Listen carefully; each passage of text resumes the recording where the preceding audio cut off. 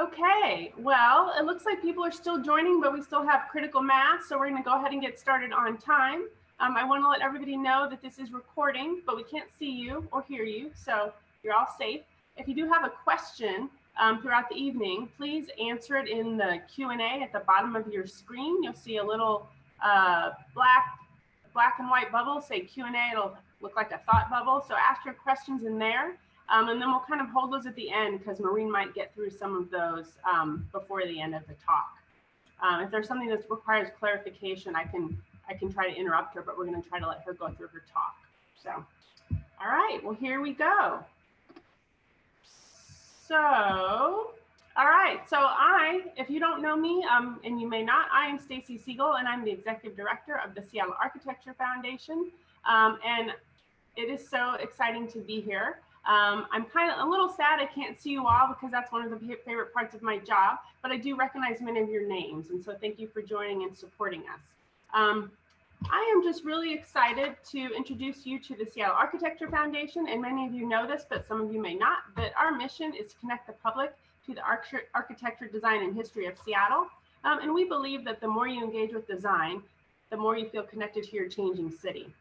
We are a nonprofit, and we provide tours, talks, exhibits, programs for youth and families, and special events. We are a staff of 3 and hundreds of volunteers that help us get our work done, and for that we are so grateful. During these times, most of our programs are operating in the virtual space, but we are offering small group private tours, on-demand tours through our mobile tour app, and we have some reservation-only spots to view our annual architectural model exhibit at the Center of Architecture and Design. It is also online. So we actually have a lot going on, even though a lot of things feel like they're kind of on hold. We have been able to continue operating this year thanks to the generosity of our individual members and our corporate sponsors. So thank you all. If you are interested in supporting our work and continued programming, I really encourage you to make a donation at the end of the year or become a member. You can find more information at seattlearchitecture.org. The Seattle Architecture Foundation would also like to acknowledge that we are on the traditional land of the Duwamish and Suquamish people, a people forced to relocate, but who have persevered. SAF views the history of Seattle to include from time immemorial to today, and is committed to exploring that through its partnerships and programs. Tonight, I am excited to introduce our speaker, Maureen Elenga, as we explore Seattle's first neighborhood, Pioneer Square. Maureen plays an important role in SAF's history. Before I became executive director at SAF, Maureen is the author of SAF's guidebook, Seattle Architecture, A Walking Guide to Downtown, which was her master's thesis when she was at UW. We recently worked with her to update the content of the book into our mobile tour app and have made it more accessible to the public. It is available for free to download in the Apple and Google Play Store. And of course, Pioneer Square is one of the neighborhoods featured. Maureen is an architectural historian and vice president of the Queen Anne Historical Society. And now I'm going to stop talking and let Maureen speak. Okay, Maureen, I am turning it over to you. Okay. Hello, everybody. Thank you for joining me. Like Stacy, I'm sorry I can't see you in person.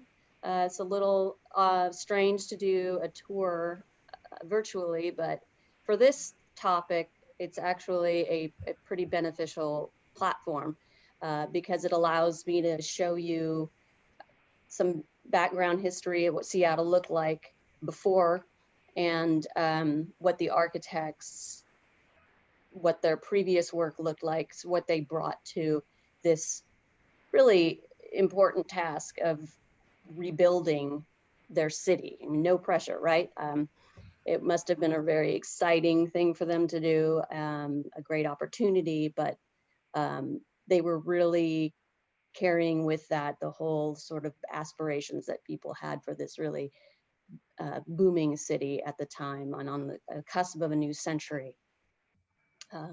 So before I get into it, just a couple of things here.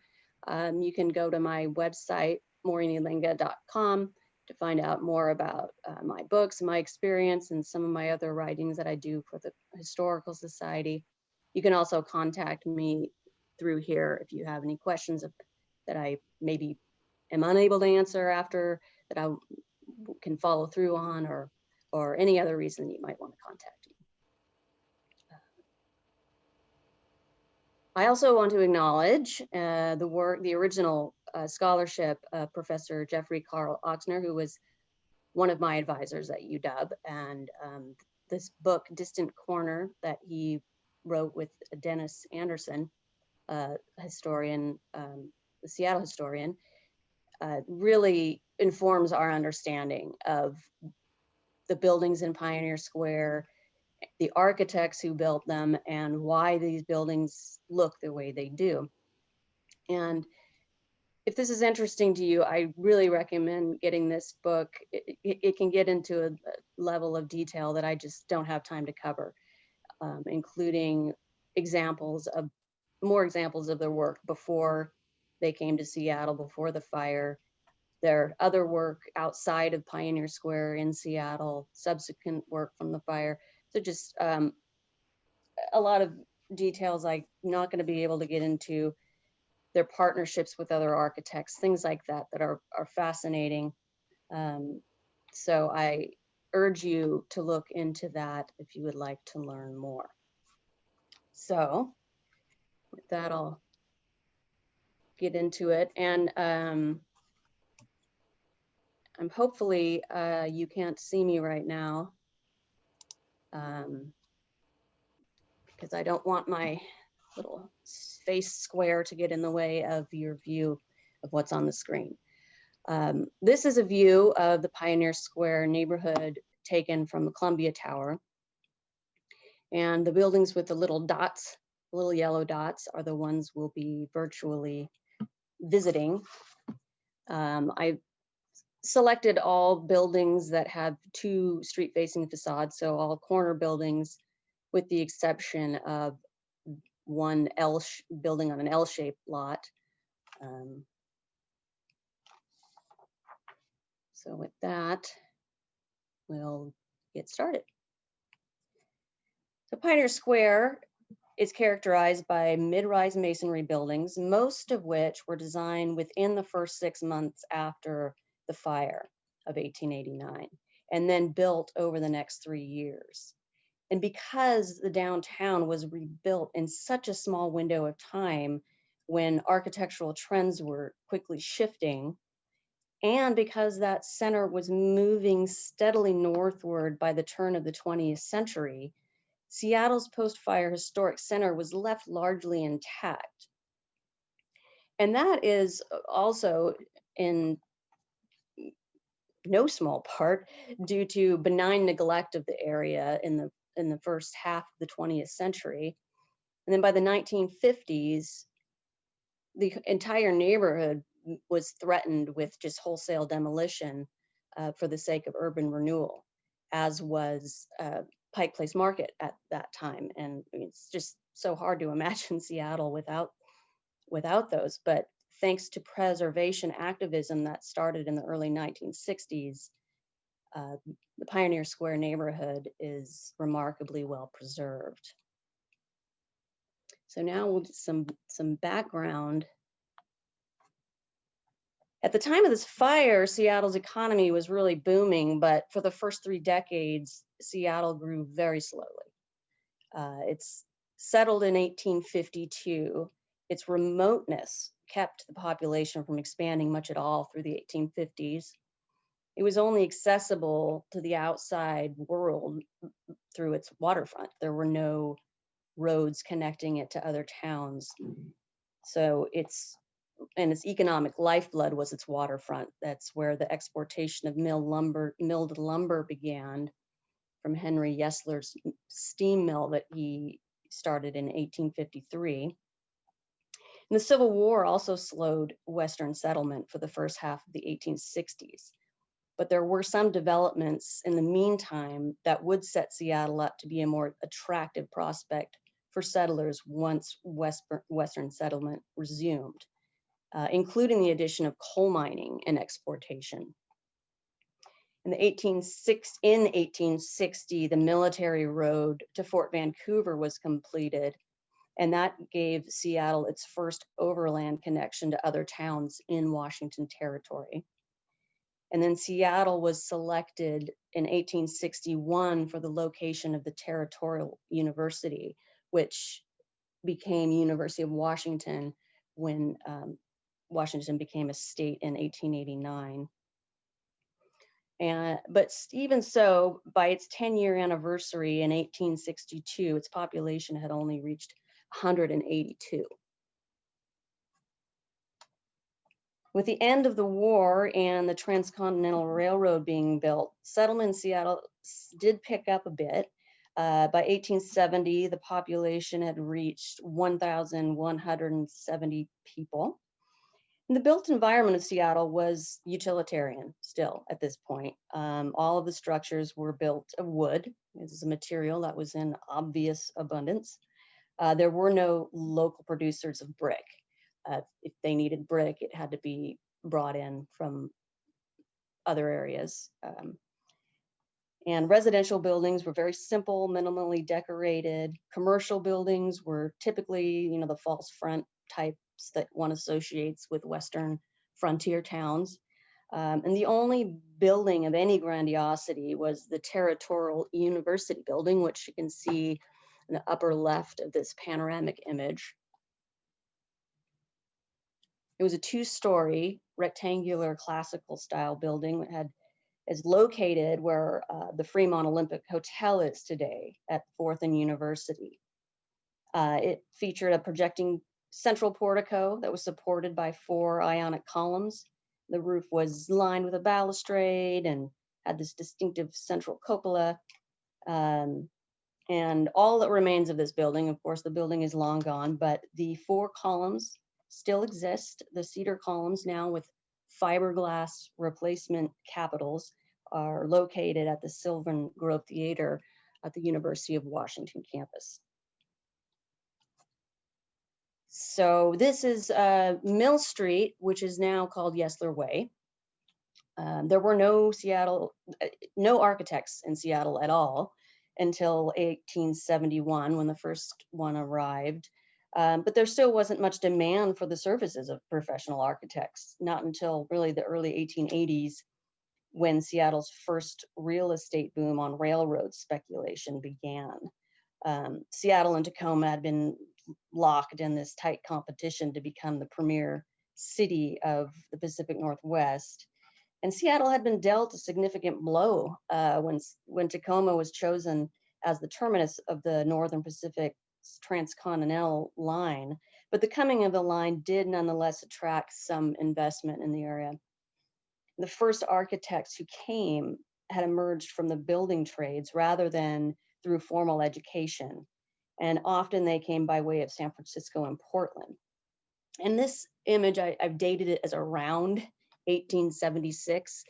And I did so because the building on the right foreground is called the Frauenthal building. And that was designed by the first architect, gentleman named Doyle. And it was built in 1876. So we know this photograph was at least 1876. It's probably a bit later, it's the late 1870s. But keep your eye on that Frauenthal building there, because just 10 years later, there it is on the right, a much grander downtown was developing. Now, these have masonry buildings of 3 and 4 stories. A local brick producer began operating in 1882. By 1880, the population had grown to 3,533. And to understand really just how big the 1880s were for Seattle, by 1890, the population had ballooned to 42,800.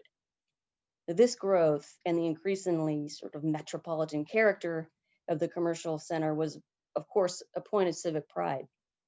And the building on the left, the Yesler Leary building, was designed by a man named William Boone. And he was Seattle's most prominent pre-fire architect. Boone was the only pre-fire architect to practice before and after the fire and into the 20th century. He came here in 1881 and secured commissions from Henry Yesler, including this building and Yesler's private home. Boone had worked in San Francisco before coming to Seattle, and his early work displays the Victorian eclecticism common in the Bay Area and in Portland at the time. The Yesler-Leary building was inspired by the Phelan building in San Francisco, although at half the height.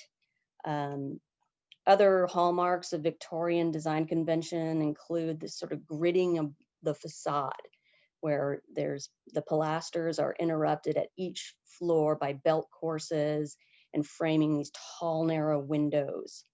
And protrusions like heavy cornices and cast iron frame turrets and bays were typical. And extensively glazed cast iron framed retail ground floor were typical as well. Taller buildings were typically conceived of as a grouping of distinct vertical bays with emphasis on projecting end or central pavilions rather than as a cohesive whole. And going back to this view, the Victorian practice of just freely drawing on various historical modes is seen in the Italianate and the Second Empire detailing on the Yesler-Leary building. Those and Gothic were really the primary historical modes that they were drawing from. The Yesler-Leary building's brick exterior walls, it's kind of hard to tell in this picture, but they were covered in white stucco. You can see the smoothness, but not necessarily the whiteness in this image, but this achieved this monochromatic look that was really popular during this first boom period. And this building was celebrated as the city's finest, and the Post-Intelligencer said it was symbolic of Seattle's new metropolitan character. It was just a really exciting time. And in the distance there is a building, it was an Occidental Hotel. It was a building done by a man named McKay, who left after that building was completed in 1884. That one drew more on the Second Empire specifically, particularly with this high dormered mansard 4th-story attic level. But again, this facade treatment, the gridded, is indicative of this Victorian style. And this next slide I'm going to show you, super cool. This kind of orients you to where you're at and give you a sense of the scale. This is this blended image that this gentleman, Clayton Kozlarek, I hope I'm saying that right, he creates for his Northwest Then Again blog spot, Then and Again. So you should check it out. That's got some fun images. But the destruction of the post-fire replacement of this hotel for the sinking ship garage in 1963 really galvanized the historic preservation efforts that led to Pioneer Square being designated as a national and local landmark district. Now, this 1888 image of the west side of Front Street, this is looking north from what is now First Avenue and Cherry. This shows the new construction fully lining the block. This first real estate boom had ended by 1884 with the collapse of Northern Pacific Railroad stock. But a second and even larger boom period began in 1886 with the construction of the Great Northern Railroad line through Stampede Pass, which would eventually, I believe by the mid-1890s, provide a direct route to Seattle. But by the time this construction picked up again, the architectural taste had moved away from that monochromatic white stucco surface in favor of a more colorful approach.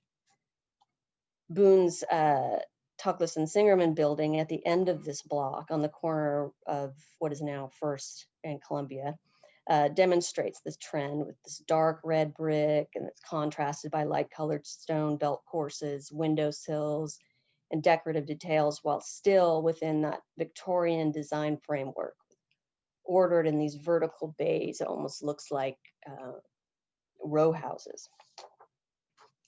Pulling back from that view of Front Street, we can see that this modernization of the commercial core was still in progress, as the east side of the street is still occupied by wooden structures from the previous decade.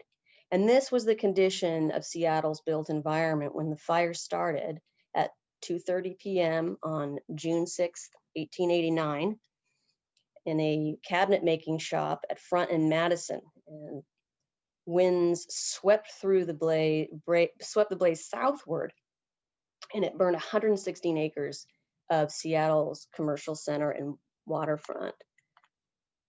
This promotional map for a real estate, mining, and auctioneering concern, it shows the area affected by the fire. It consumed the wharves as well, which created a temporary setback in the delivery of building materials immediately after the fire of about 6 or 8 weeks, which, considering the fire happened in June and the building season ends in late November, early December, didn't give a whole lot of time to get started.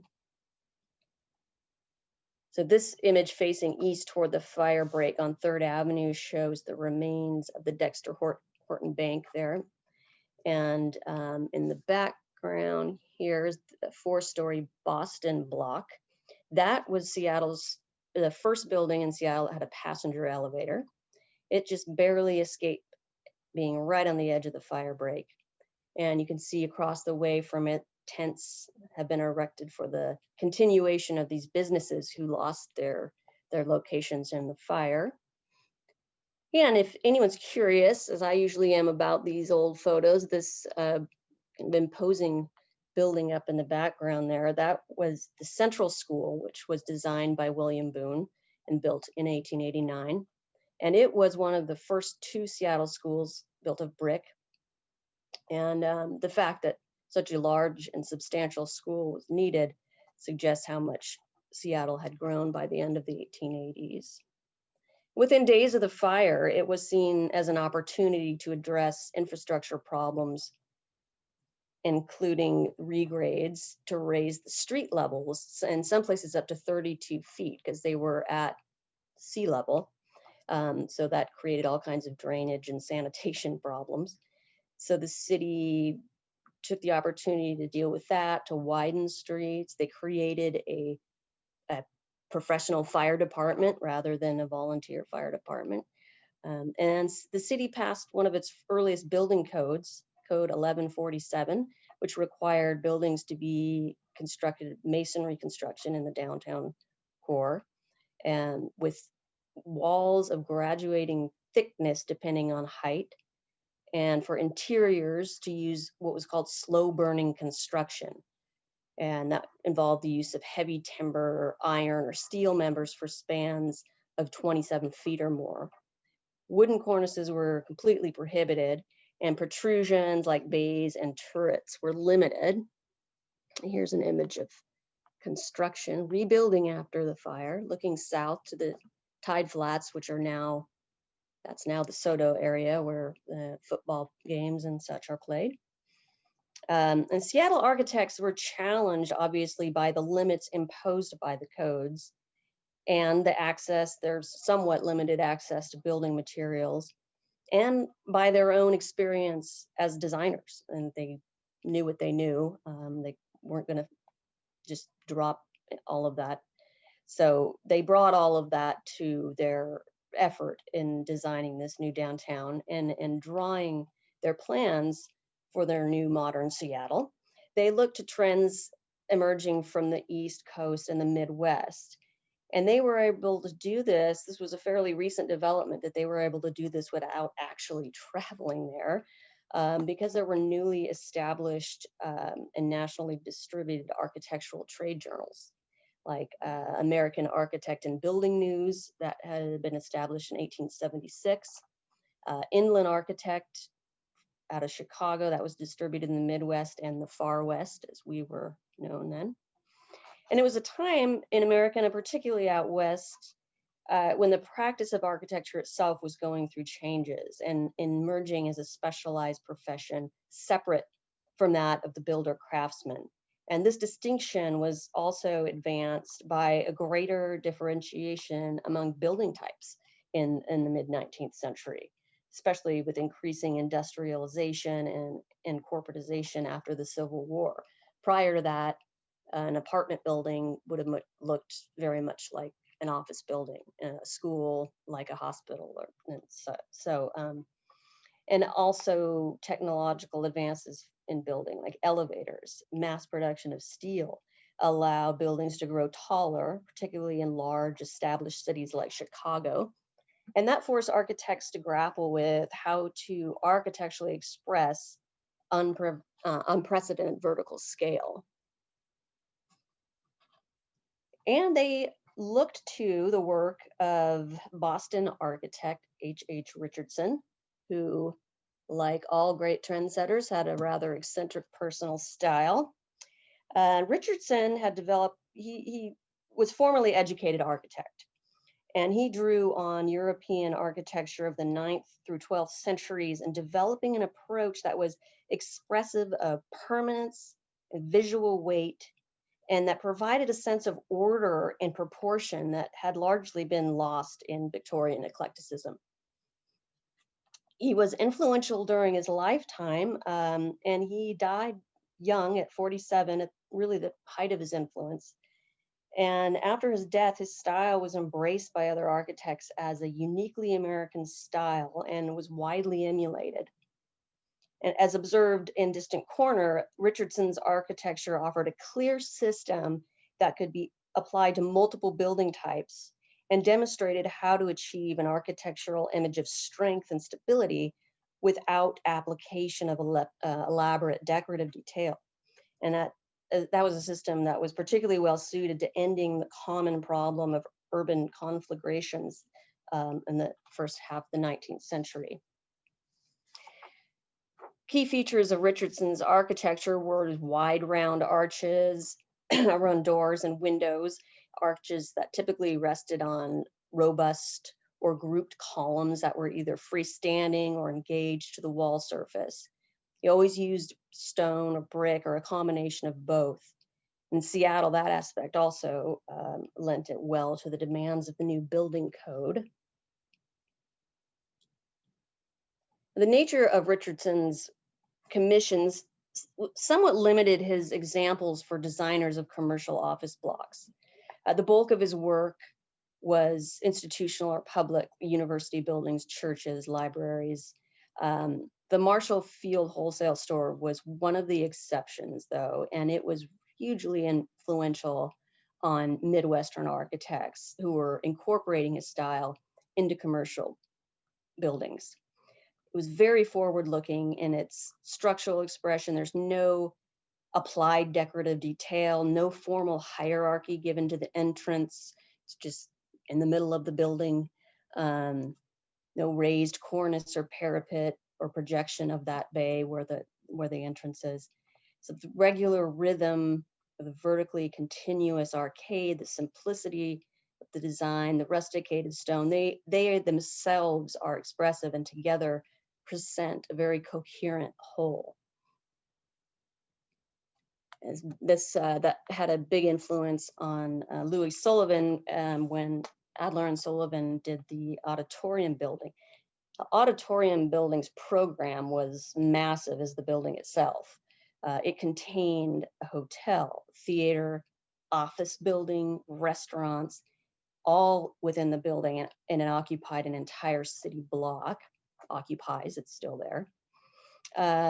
Sullivan, of course, is known for his statement that form ever follows function, but he's also famous for developing an ordered approach to tall buildings, expressing a base, shaft, and capital like you would in a column, with the cornice serving as the capital, and for limiting decoration to low relief, often symmetrical detail that's contained within architectural elements rather than just applied onto them, which was hugely influential as well. And in this building, he drew directly from the pattern of arcades and windows from the Marshall Field Store, but modified it to fit the scale of the auditorium building. Now, Burnham and Root, they were a hugely influential firm out of Chicago, and they built their reputation on commercial architecture. So like Adler and Sullivan, they provided architects in Seattle with examples of Richardsonian design principles applied to commercial buildings. This building got a lot of national attention, and it would have been known to Seattle architects and fresh in their minds, as it was published in Inland Architect in July of 1888, just a year before the fire. So this building, with its irregular pattern of arcades, fenestration, and ordering of the elevations into zone by these belt courses, and using matching stone, brick, and terracotta, it results in this coherence that reflects Richardson's influence. And now that brings us to our guys, Seattle, in the Pioneer Building. This building was done by Elmer Fisher, came to Seattle in 1887, and he was the most prolific post-fire architect. He secured over half of the post-fire commissions.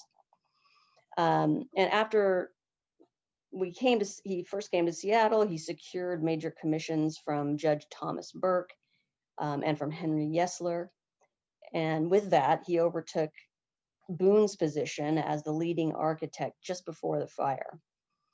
An excavation for this building had already begun by the time of the fire, but it hadn't proceeded past just the basement, basically. But after the fire, construction was delayed because of material shortages. Henry Yesler had this dispute with the city about cutting into his property to widen the street. So it didn't get far before the rainy season, and the building did not even get completed until a year after Henry Yesler died. Fisher himself said the building was Romanesque after the great architect of America, Mr. Richardson.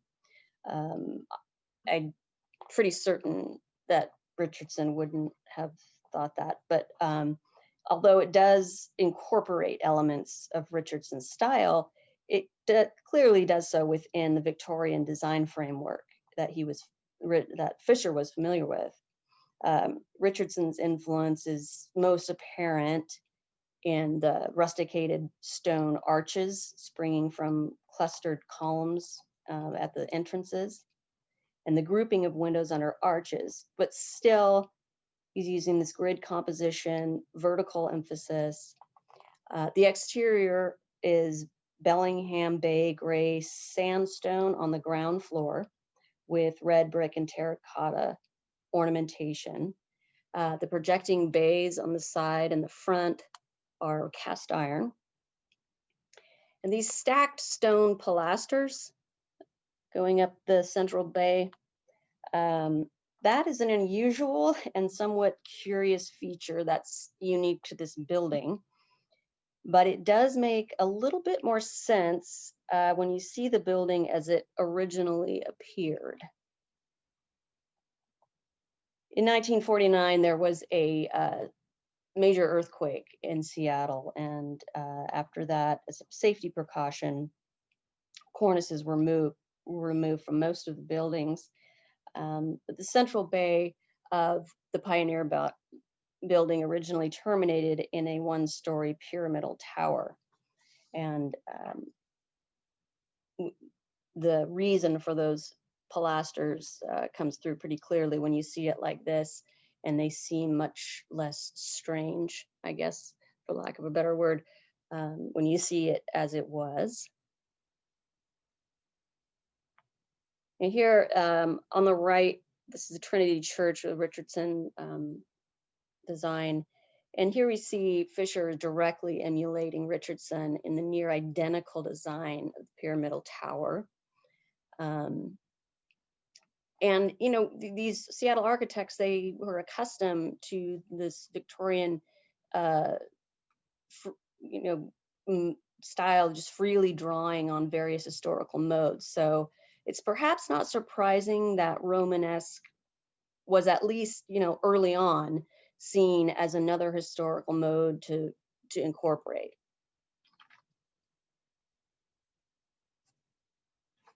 Now, I put the names that they're known by now in parentheses. We know this is the Interurban Building, but it was built as the Seattle National Bank Building. John Parkinson, he was born in Scotland. He arrived in Seattle from California in January of 1889. And this building presents a much stronger break with Victorian design convention than the Pioneer building in its overall coherence, its lack of grid composition or eclectic ornamentation. He had brought in Colorado red sandstone for this building. So the use of that red sandstone, matching terracotta throughout, really matching brick and terracotta throughout, lends to this coherence. And it does recall the palette of the Rookery. Its 6 floors are divided into 4 zones by horizontal banding, which at the 2nd and 5th floors correspond to changes in wall thickness that were required by the building code.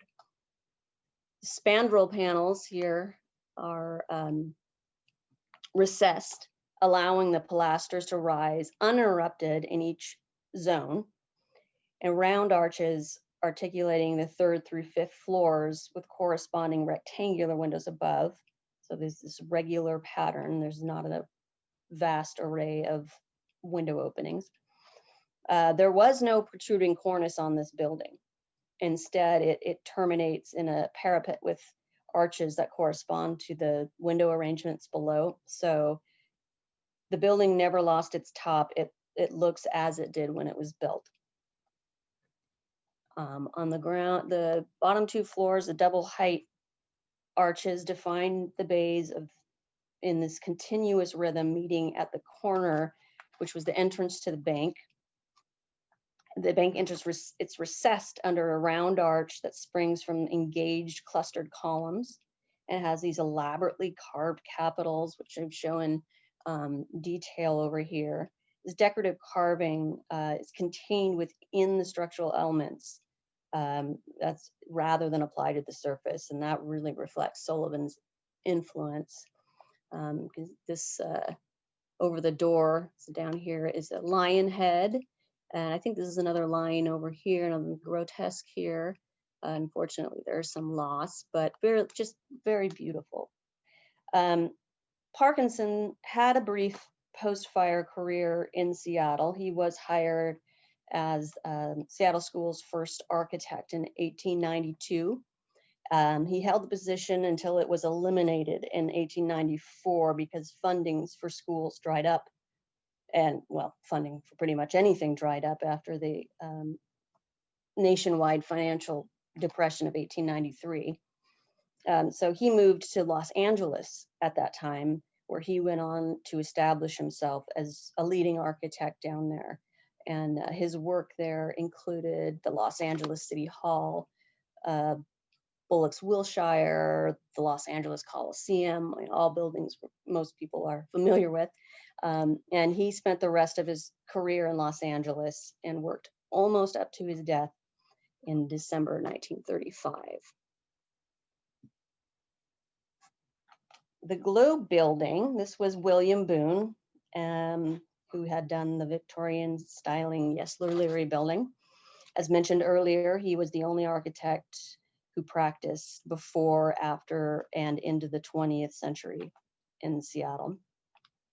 And the use of rusticated stone on the ground and 2nd story, and the round arches over the doors and window groupings of the entrance bays marks Boone's first use of Romanesque motifs.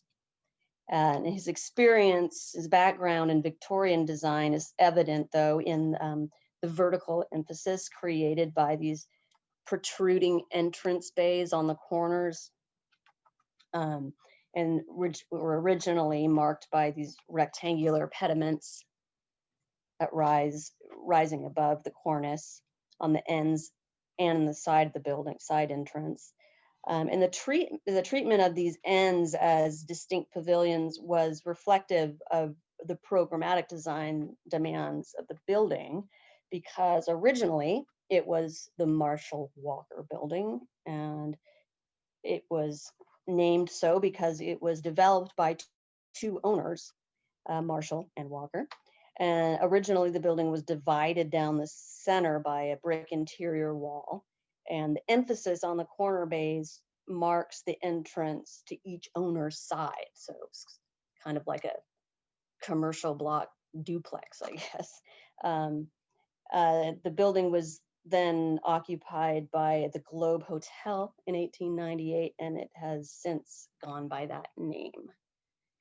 So that was Boone's first dabbling with Richardsonian Romanesque influence, but we can see that he deftly moved toward design reflecting the influence of Chicago school architects and their use of Richardsonian motifs in commercial blocks. So this was called the New York block, and it was considered among the finest of the post-fire buildings. It's unfortunately no longer with us, but Boone spent the rest of his professional life in Seattle.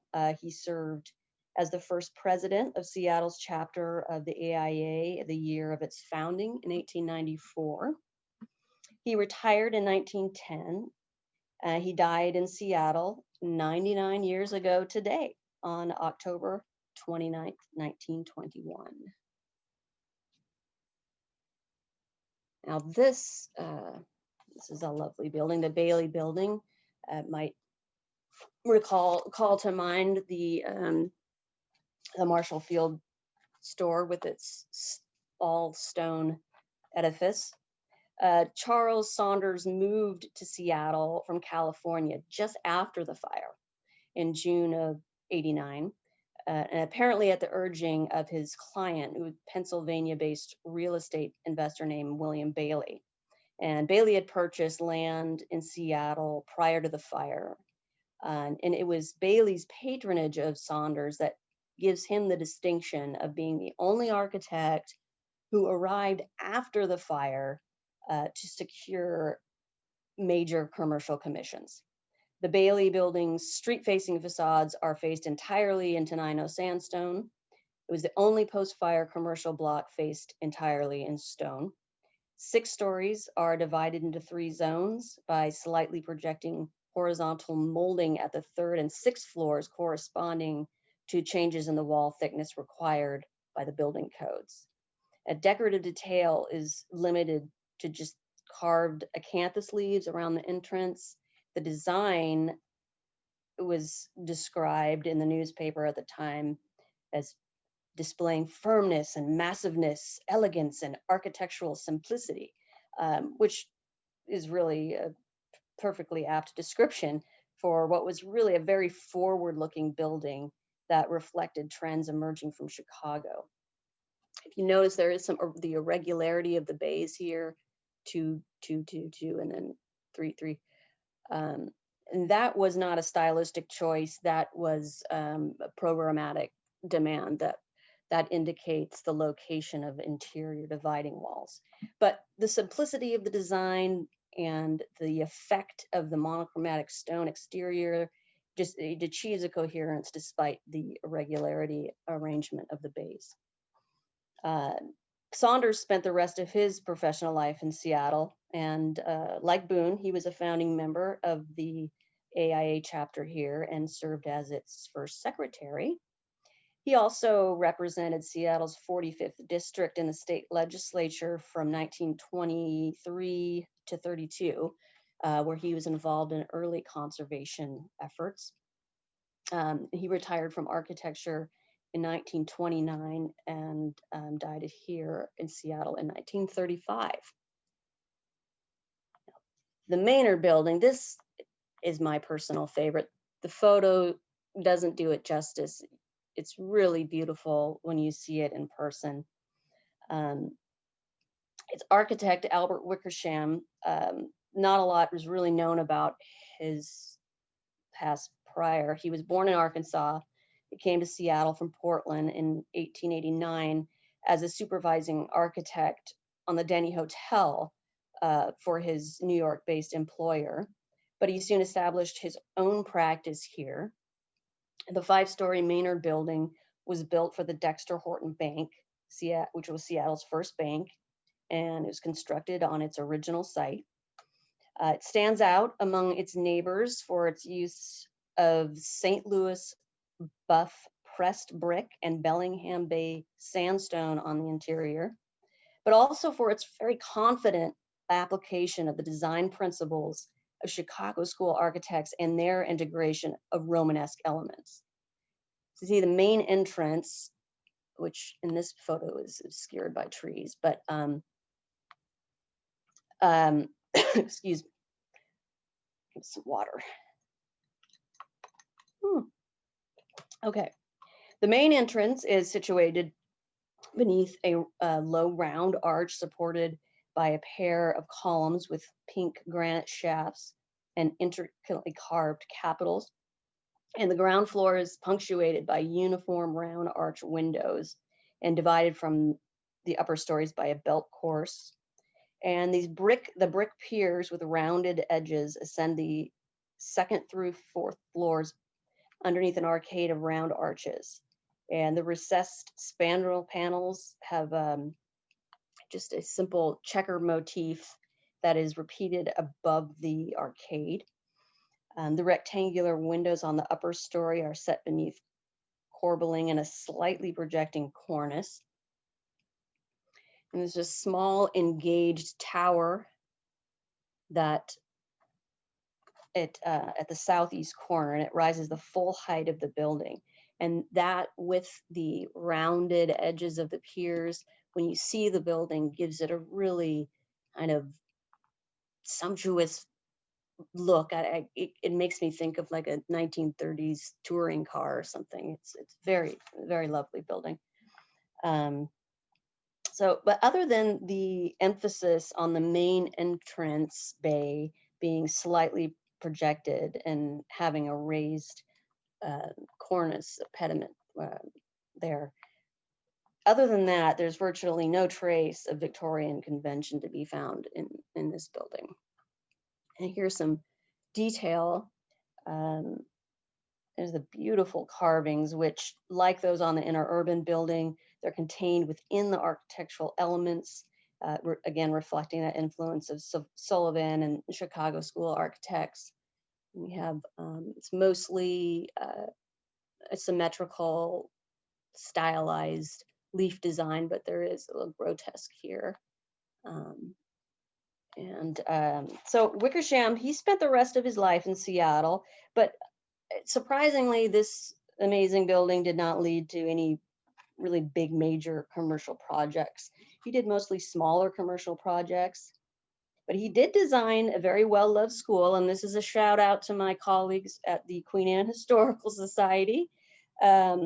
He designed the 1902 Warren Avenue School, which was torn down in 1959 to make way for the Century 21 World's Fair, which we now know as the Seattle Center.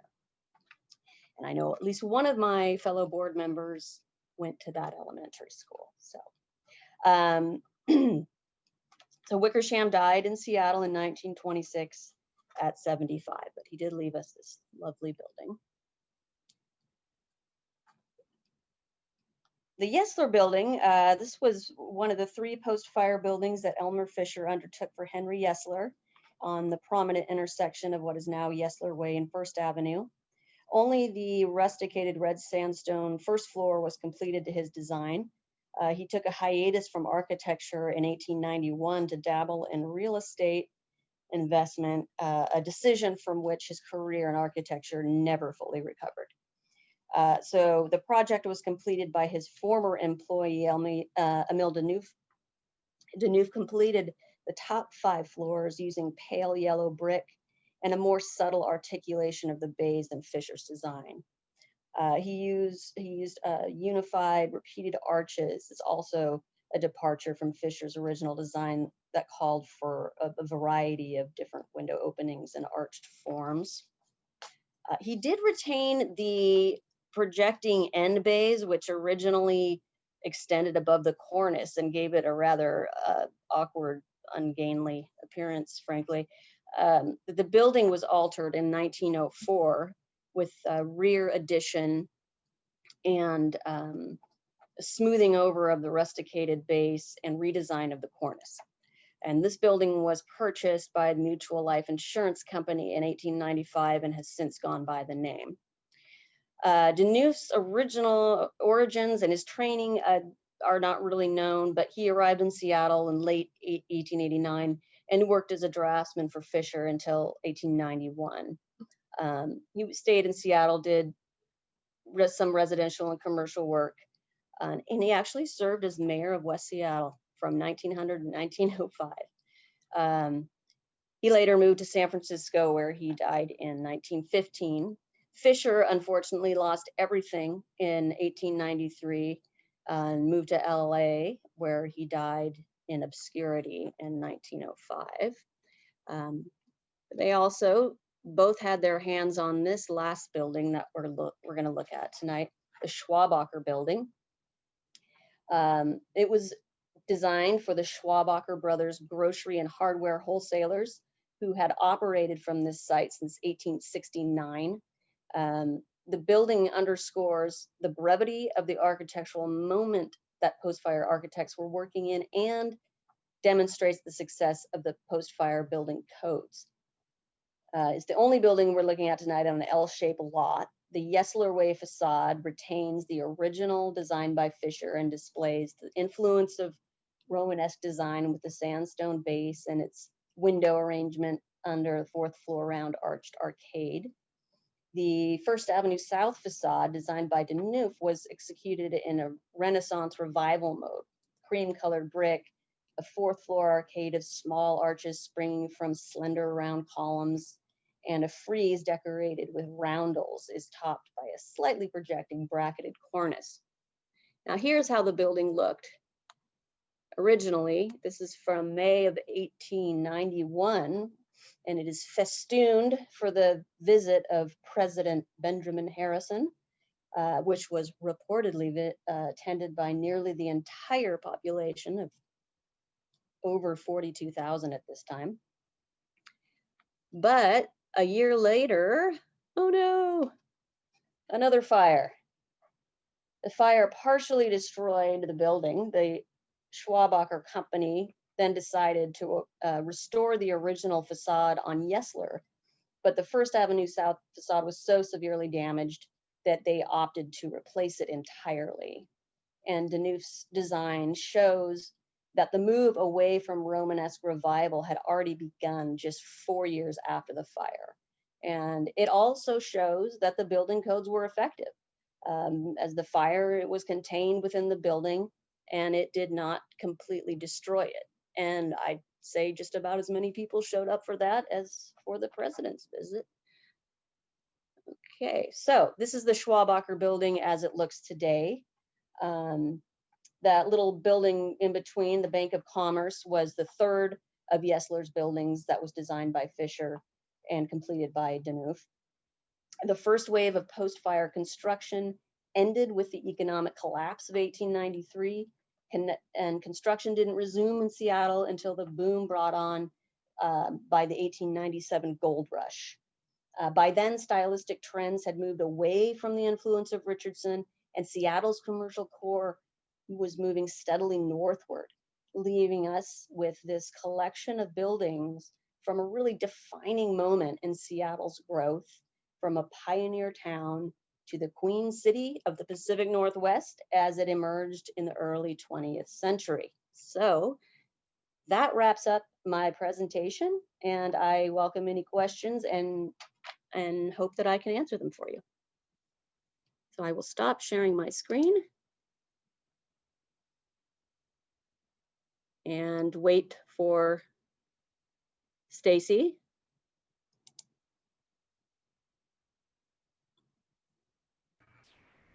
There you are. Hello. So I have one question in the chat box. And I think it refers to the Globe building. It says anonymous attendee, so I don't know who. But it says, what happened to the original parapet? Well, that was removed when the cornices were removed after that 49 earthquake. Okay. Yeah. So. Do we have any other questions?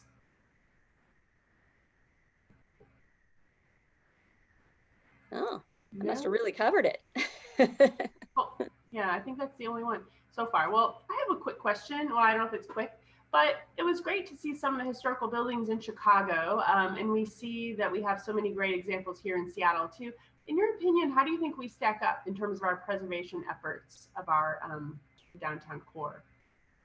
Well, I think we've done pretty well. I mean, we managed to save Pioneer Square, and part of that, the city like Chicago had a big fire in 1871, but it was already a very established city. So cities like that, or even San Francisco after their fire, the buildings were built, but then often replaced over time. So Seattle is unusual in having this condensed collection of buildings in this one neighborhood rather than having historic buildings kind of dispersed throughout like a lot of other cities do. Okay, thanks. And we have one, we did get another question. So Vanessa asks, do all of these buildings have protections on them that limit changes to them? And she said the surviving ones. So that's a great question. Yes, they do. So I had mentioned that it is a national and local landmark. So national designation doesn't really protect a building, but having local landmark status does. So any changes that an owner wants to make to the building needs to go through the Department of Neighborhoods that deals with the historic preservation. So.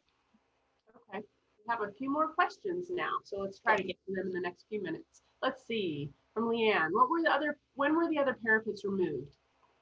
She's asking if it's after the 1949 earthquake, and then what other code changes were influenced by the Nisqually?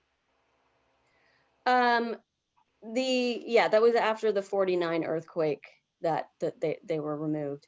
And after the Nisqually quake, there was damage to some of those buildings. Like the Klondike Museum is now in the Cadillac Hotel. That was almost a total loss.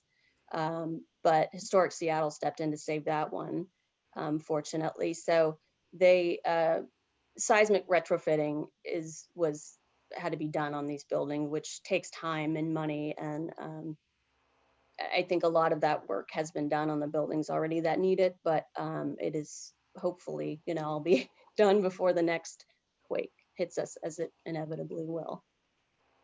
Great, thank you. Okay, a couple, hopefully these might be quick. Were post-fire buildings subsidized by local or state governments? Post-fire buildings, no. They got a lot of investment from Eastern investors and banks. Eastern Capital really helped fund a lot. Because the railroad was coming out here, people knew it was a pretty safe bet to invest in Seattle. And but the railroads also created a lot of boom and bust, which is why it was so volatile in that period, and why it kind of crashed until the gold rush, which really just made us flush with money. And then someone asked a question, Rebecca, were the interiors of any of the buildings preserved? Yeah, there were, most of these buildings went through restoration during the 70s and 80s, and the interiors, some of the interior dividing walls where they could be were changed, like in the Glow building, that interior wall was opened up. But yeah, a lot of the interiors do remain intact. There's a lot of them, it's structural, most of these, it's load bearing, so there's not a whole lot you can do to change the interiors without a lot of totally rebuilding of the interior of the structure of the superstructure. And one last question, I think. Were similar fire codes adopted in other towns in Washington state around the same time as the Seattle fire? Yeah, and there was major fires in that same year, and I don't want to say off the top of my head which towns they were in, maybe Port Townsend, maybe Bellingham. I'd have to look that up to know for sure, but there were 2 other Washington towns that had big fires, and urban conflagrations were a problem in this period. So it was a concern in every town and they were developing codes at this time. And one more question, because I think it's quick. Oh, people keep asking. Oh boy. Let's see. We have mostly original materials such as rusticated stone and colored masonry locally sourced. A lot of it was Tenino and Bellingham Bay. That was from up north, and then there was local brick production by that time. There was brick and terracotta producers down in Renton. So the problem, that was more difficult to get sort of structural members, like steel and things that were produced farther away that would have to be shipped in. But by that time, it could come across by train to Portland and up through Tacoma. So it was possible to get those things. It just took time. And then this will be our final question, I promise. Can you comment on whether the Metropole building, its second in Yesler, was designed by Fisher, or do you know? Metropole, I don't know off the top of my head. If it was owned by Yesler, it probably was. Let's see. Oh, here it is.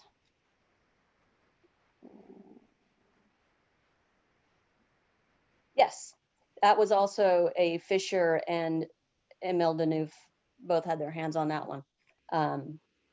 Completed in 1893. So yeah. Okay, great. Well, I want to thank you so much, Maureen, for being part of for being our headliner for tonight's conversation.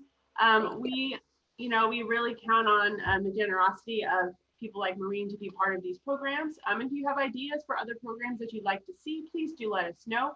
We have 2 more programs before the end of the year wraps up. We have one in November that's focused on our model exhibit that we have on display. So we have a few of our panelists. So it'll be a little bit different, talk about the design process. And then we also have a David B. Williams talk. It'll be a brand new talk that he's never done before. And the last one almost sold out. So I'm putting I just put the links in the chat box for those of you that want to check those out. But the model exhibit is on, I think, November 12th. And then the other one, David's, is on December 2nd. And so please sign up for those if you enjoyed this one. They're all very different. And then I guess I would just say thank you all for spending your evening with us. It was a pleasure to see you, although I can't see you, but I hope we can see you all again. And with that, I'm just going to say thank you again and good night. Hope to see you at the next one. And thanks, Maureen. It was such a pleasure. Thank you. Bye-bye. Bye.